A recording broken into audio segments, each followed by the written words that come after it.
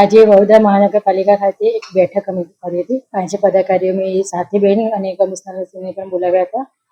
બેઠક કરવા માટેનું રીઝન એ હતું કે જે અત્યારે દશામાના 15 દિવસ પછી દશામાના વ્રતની જે શરૂઆત થવાની છે, તો એના લઈને કેટલા કૃત્રિમ તળાવો બની રહ્યા છે અને કેટલા કયા કયા વિસ્તારોમાં છે, શું છે, એ ટોપિક પર અમે ચર્ચા કરી હતી.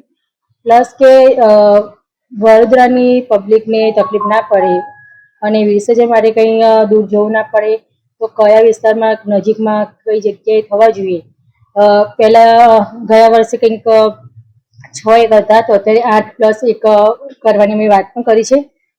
એ છતાં પણ અમે વોર્ડ વાઇઝ જે કાઉન્સિલરની ગુરુવારે મિટિંગ થશે, તો કાઉન્સિલરનો પણ એ લોકોનું મંતવ્ય બી અમે જાણીશું કે એકચ્યુઅલી પબ્લિકને શું કઈ તકલીફ પડી રહી છે, વિસર્જનમાં કોઈ તકલીફ તો છે કે નથી, એ પણ જાણવાનો મેં ચર્ચાનો વિષય મૂક્યો છે, જે ગુરુવારે અમારે થશે.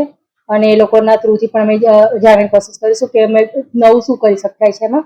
અને બીજું એ કે તળાવમાં લાઇટ છે, એને સિક્યુરિટીની વ્યવસ્થા છે, પાણી પૂરતા પ્રમાણમાં છે ભરવાનું છે, એ બધી એ ટોપિક ઉપર મેં ચર્ચા કરી છે. અન્ય કોઈ વિષયો પર ચર્ચા થઈ છે કે કોઈ રાષ્ટ્રીય પર્વ આવ્યું છે, એના કોઈ કાર્યક્રમો છે કે શહેરમાં જે ખાડાઓ પડ્યા છે, એ વિશે કોઈ ચર્ચા થઈ છે? હા, એના જે ચોમાસાની ઋતુ ચાલે છે અત્યારે, તો જ્યાં પાણીને ભરાય છે તો મચ્છરનો ઉદ્ભવ ના થાય, તો દવાની છાંટો કે DTTનો જે સંકલન એરિયામાં છંટાવ થવાનો છે, એ બધા ટોપિક પર અમે થોડી નાની મોટી ચર્ચા કરી છે. અને આજે લગભગ રેવન્યુ બેઠક એ લોકોને હતી, કમિશનર લોકોની, તો એ ત્યાંથી પણ અધિકારીનો ઓર્ડર સૂચનો મળી ગયા છે અને અહીંથી પણ અમે એ લોકોને સૂચન આપી દીધું છે. ગયા વર્ષ કરતા આ વખતે તળાવો વધશે? વાત અમે અત્યારે ચર્ચાનો વિષય હતો, પણ જો મેં તમને કીધું પ્રમાણે કે વોર્ડ વાઇઝ જે કાઉન્સિલરોનું પણ અમારે મંતવ્ય જાણવું છે, કાઉન્સિલરોનું પણ શું દિમાગ એ લોકોનું શું સૂચન છે, કેમ કે અમે બધાને પબ્લિકને સાથે રહીને અમે વિચાર્યું છે, પબ્લિકને થોડા સાથે રહીને અમે ડિસિઝન લઈએ. ગઈ વખતે તલાવ હતું વોર્ડ નંબર 16 ની અંદર, હાલમાં તલાવ પૂરી દેવામાં આવ્યો છે. વોર્ડ નંબર 16માં તળાવ હમણાં જ વિજયભાઈ 16 નંબરમાં છે, એટલે મેં એમની પાસે જોડે જાણી છે, પણ અત્યારે કમિશનર સાથે વાત કરી છે, પણ અમે આગળ શું કરી શકીએ છીએ, જો અમે કંઈ ડિસિઝન નથી લીધું, પણ અમે ચર્ચાનો વિષય તો મૂક્યો છે કે એને હવે તળાવ ઓપન કરવું છે કે શું કરવું છે.